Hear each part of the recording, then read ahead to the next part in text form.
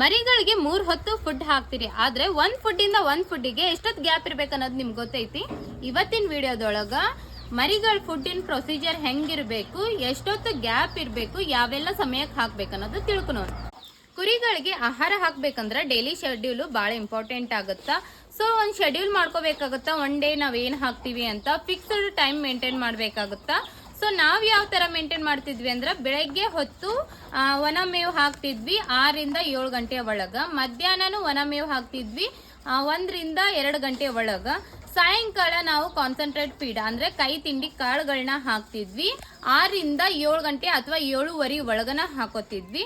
So ಒಂದು ಫುಡ್ಡಿಂದ ಒಂದು ಫುಡ್ಡಿಗೆ ನಮ್ಗೆ 5 ರಿಂದ 6 ತಾಸು ಗ್ಯಾಪ್ ಇರಬೇಕು. ಸೊ ಮಿನಿಮಮ್ 5 ತಾಸು ಅಂತೂ ಗ್ಯಾಪ್ ಇರಲೇಬೇಕಾಗುತ್ತಾ. ಈ 5 ತಾಸು ಗ್ಯಾಪ್ ಕೊಡೋದ್ರಿಂದ ಒಂದು ಹೊತ್ತು ತಿಂದಂಥ ಮೇವನ್ನ ಡೈಜೆಷನ್ ಮಾಡ್ಕೊಳ್ಳೋದಕ್ಕೆ, ಜೀರ್ಣಕ್ರಿಯೆ ಮಾಡ್ಕೊಳ್ಳೋದಕ್ಕೆ ಹೆಲ್ಪ್ ಆಗುತ್ತಾ. ಸೊ ಒಣ ಮೇವು ಜಲ್ದಿನ ಡೈಜೆಷನ್ ಆಗುತ್ತಾ. ಸೊ 2 ಹೊತ್ತು ಒಣ ಮೇವು ಹಾಕಿ ರಾತ್ರಿ ಕಾಳುಗಳನ್ನ ಹಾಕೋದ್ರಿಂದ ರಾತ್ರಿ ಇಡೀ ಅದು ಡೈಜೆಷನ್ ಮಾಡ್ಕೊಳುತ್ತಾ.